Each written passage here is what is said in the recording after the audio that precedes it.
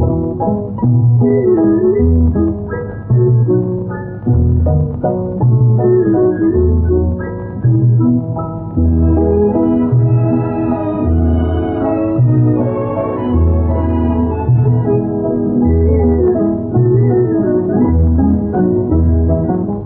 जाए दुनिया न बदलेंगे हम तुम्हारी कसम। बदल जाए दुनिया न बदलेंगे हम तुम्हारी कसम।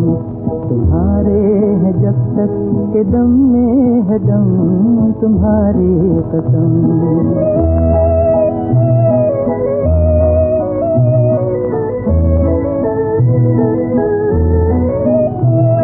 कहो नाम उल्फत का बदनाम क्यों है, हमारी वफाओं पे इल्जाम क्यों है। कहो नाम उल्फत का बदनाम क्यों है, हमारी वफाओं पे इल्जाम क्यों है। बताओ तो होगा तुम्हारा करम तुम्हारी कसम। बदल जाए दुनिया न बदलेंगे हम तुम्हारी कसम।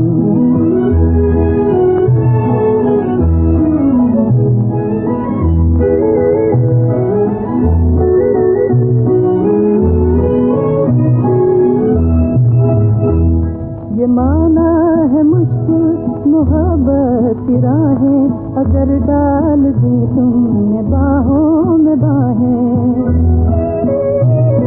ये माना है मुश्किल मोहब्बत की राहें, अगर डाल दी तुमने बाहों में बाहें। खुशी से कहेंगे तुम्हारे सितम तुम्हारी कसम। बदल जाए दुनिया न बदलेंगे हम तुम्हारी कसम।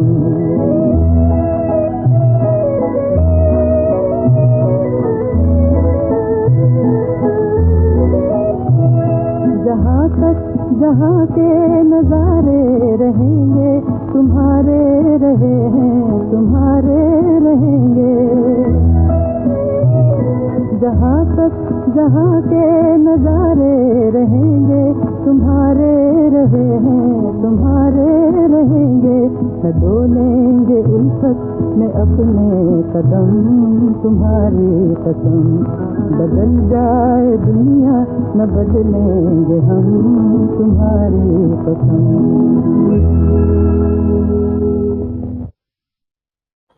ओम शांति 11/10/2025 प्रातः मुरली। ओम शांति। बाप दादा मधुबन। बाबा आज कह रहे हैं, मीठे बच्चे, तुम्हारा फर्ज है सबको स्थायी सुख और शांति का रास्ता बताना। शांति में रहो और शांति की बख्शिश दो। मीठे बच्चे, तुम्हारा फर्ज है सबको स्थायी सुख और शांति का रास्ता बताना। शांति में रहो और शांति की बख्शिश दो। प्रश्न, किस गुह्य राज को समझने के लिए बेहद की बुद्धि चाहिए? उत्तर, ड्रामा की जो सीन जिस समय चलनी है उस समय ही चलेगी। इसकी एक्यूरेट आयु है। बाप भी अपने एक्यूरेट टाइम पर आते हैं। इसमें 1 सेकंड का भी फर्क नहीं पड़ सकता है। पूरे 5000 वर्ष के बाद बाप आकर प्रवेश करते हैं। ये गुह्य राज समझने के लिए बेहद की बुद्धि चाहिए। गीत, बदल जाए दुनिया न बदलेंगे हम। ओम शांति। रूहानी बच्चों प्रति रूहानी बाप बैठ समझाते हैं। बच्चों को रास्ता बताते हैं शांति धाम और सुख धाम का। इस समय सब मनुष्य विश्व में शांति चाहते हैं। हर एक इंडिविजुअल भी चाहते हैं और विश्व में भी शांति चाहते हैं। हर एक कहते हैं मन की शांति चाहिए। अब वो भी कहाँ से मिल सकती है? शांति का सागर तो बाप ही है, जिससे वर्षा मिल सकता है। इंडिविजुअल भी मिलता है, होलसेल भी मिलती है, यानी सबको मिलता है। जो बच्चे पढ़ते हैं समझ सकते हैं हम शांति का वर्षा लेने अपना भी पुरुषार्थ करते हैं, औरों को रास्ता बताते हैं। विश्व में शांति तो होनी ही है, चाहे कोई वर्षा लेने आए व ना आए। बच्चों का फर्ज है सब बच्चों को शांति देना है। ये समझ नहीं सकते 2-4 को वर्षा मिलने से क्या होगा। कोई को रास्ता बताया जाता है परंतु निश्चय न होने कारण दूसरों को आप समान बना नहीं सकते। जो निश्चय बुद्धि है वो समझते हैं बाबा से हमको वर मिल रहा है, वरदान देते हैं ना, आयुष्मान भव, धनवान भव। सिर्फ कहने से तो आशीर्वाद नहीं मिल सकती। आशीर्वाद मांगते हैं तो उनको समझाया जाता है तुमको शांति चाहिए तो ऐसे पुरुषार्थ करो, मेहनत से सब कुछ मिलेगा। भक्ति मार्ग में कितनी आशीर्वाद लेते हैं, माँ बाप टीचर गुरु आदि सब से मांगते हैं हम सुखी और शांत रहे, परंतु रह नहीं सकते क्योंकि इतने ढेर मनुष्य हैं, उनको सुख शांति मिल कैसे सकती।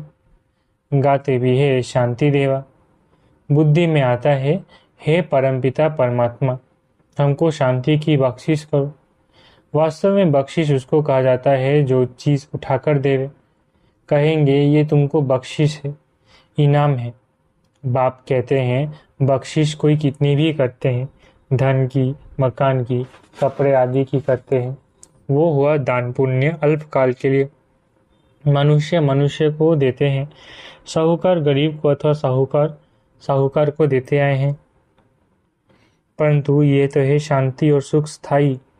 यहाँ तो कोई एक जन्म के लिए भी सुख शांति नहीं दे सकते क्योंकि उनके पास है ही नहीं। देने वाला एक ही बाप है। उनको सुख शांति पवित्रता का सागर कहा जाता है। ऊंच ऊंच भगवान की ही महिमा गाई जाती। समझते हैं उनसे ही शांति मिलेगी। फिर वो साधु संत आदि पास जाते हैं क्योंकि भक्ति मार्ग है ना, तो फेरा फिराते रहते हैं। वो सब है अल्पकाल के लिए पुरुषार्थ। तुम बच्चों का भी वो सब बंद हो जाता है। तुम लिखते भी हो बेहद के बाप से 100% पवित्रता सुख शांति का वर्षा पा सकते हो।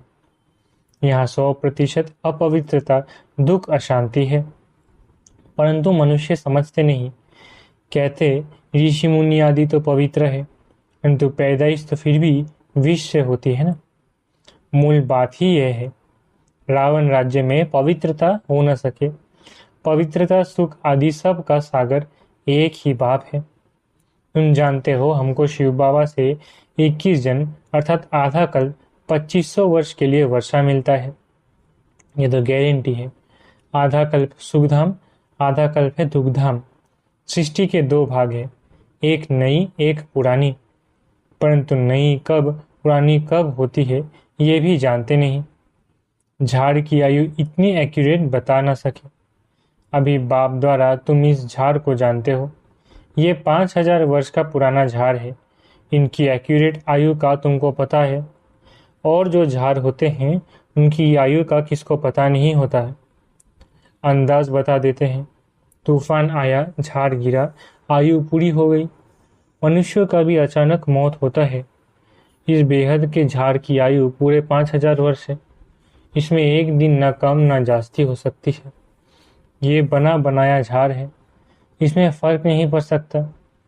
ड्रामा में जो सीन जिस समय चलनी है उस समय ही चलेगी, हूबहू रिपीट होना है। आयु भी एक्यूरेट है। बाप को भी नई दुनिया स्थापन करने आना है। एक्यूरेट टाइम पर आते हैं, 1 सेकंड का भी उसमें फर्क नहीं पड़ सकता। ये भी अब तुम्हारी बेहद की बुद्धि हुई, तुम ही समझ सकते हो। पूरे 5000 वर्ष बाद बाप आकर प्रवेश करते हैं, इसलिए शिवरात्रि कहते हैं। कृष्ण के लिए जन्माष्टमी कहते हैं। शिव की जन्माष्टमी नहीं कहते, शिव की रात्रि कहते हैं, क्योंकि अगर जन्म हो तो फिर मौत भी हो। मनुष्यों को जन्मदिन कहेंगे, शिव के लिए हमेशा शिवरात्रि कहते हैं। दुनिया में इन बातों का कुछ भी पता नहीं। तुम समझते हो शिवरात्रि क्यों कहते हैं, जन्माष्टमी क्यों नहीं कहते। उनका जन्म दिव्य अलौकिक है, जो और कोई का हो नहीं सकता। ये कोई जानते नहीं। शिव बाबा कब कैसे आते हैं, शिवरात्रि का अर्थ क्या है, तुम ही जानते हो। ये है बेहद की रात। भक्ति की रात पूरी हो दिन होता है। ब्रह्मा की रात और दिन तो फिर ब्राह्मणों का भी हुआ। एक ब्रह्मा का खेल थोड़ी ही चलता है। अब तुम जानते हो अब दिन शुरू होना है। पढ़ते पढ़ते जाए अपने घर पहुँचेंगे, फिर दिन में आएंगे। आधा कल दिन और आधा कल रात गाई जाती है, परंतु किसकी भी बुद्धि में नहीं आता। वो लोग तो कहेंगे कि कलयुग की आयु 40,000 वर्ष बाकी है, सतयुग की लाखों वर्ष है, फिर आधा आधा का हिसाब ठहरता नहीं। कल्प की आयु को कोई भी जानते नहीं। तुम सारे विश्व के आदि मध्य अंत को जानते हो। ये 5,000 वर्ष के बाद सृष्टि चक्र लगाती रहती है। विश्व तो है ही, उनमें पार्ट बजाते बजाते मनुष्य ही तंग हो जाते हैं। ये क्या आवागमन है। अगर 84 लाख जन्मों का आवागमन होता तो पता नहीं क्या होता। न जानने के कारण कल्प की आयु भी बढ़ा दी है। अभी तुम बच्चे बाप से सम्मुख पढ़ रहे हो, अंदर में भाषण आती है, हम प्रैक्टिकल में बैठे हैं। पुरुषोत्तम संगम को भी जरूर आना है। कब आता है, कैसे आता है, ये भी कोई नहीं जानते। तुम बच्चे जानते हो तो कितना गदगद होना चाहिए। तुम ही कल्प कल्प बाप से वर्षा लेते हो, अर्थात माया पर जीत पाते हो, फिर हारते हो। ये है बेहद की हार और जीत। उन राजाओं की तो बहुत ही हार जीत होती रहती है। अनेक लड़ाइयाँ लगती रहती है। छोटी सी लड़ाई लगती है तो कह देते हैं अब हमने जीता। क्या जीता? थोड़े से टुकड़े को जीता। बड़ी लड़ाई में हारते हैं तो फिर झंडा गिरा देते हैं।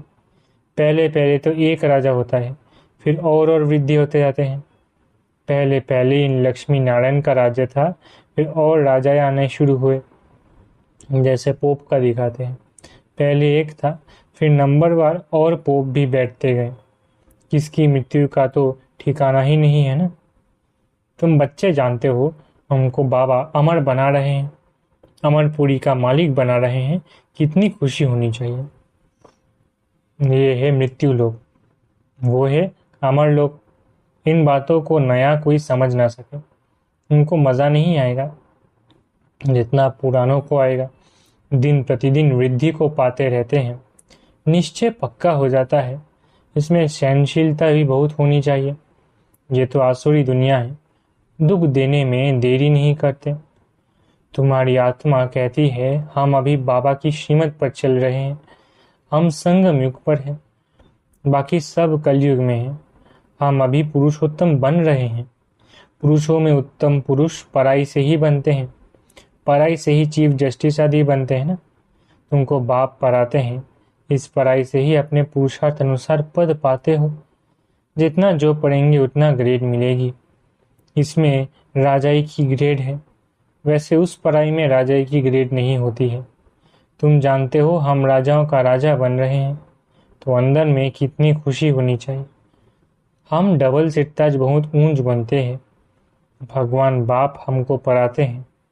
कभी कोई समझ ना सके कि निराकार बाप कैसे आकर पढ़ाते हैं। मनुष्य पुकारते भी है, हे पतित पावन, आकर हमको पावन बनाओ, फिर भी पावन बनते नहीं। बाप कहते हैं काम महाशत्रु है। तुम एक तरफ पुकारते हो कि पतित पावन आओ, अब मैं आया हूँ, कहता हूँ बच्चे पतित पना छोड़ दो, तो तुम छोड़ते क्यों नहीं? ऐसे थोड़ी ही बाप तुमको पावन बनाए और तुम पतित बनते रहो। ढेर ऐसे पतित बनते हैं।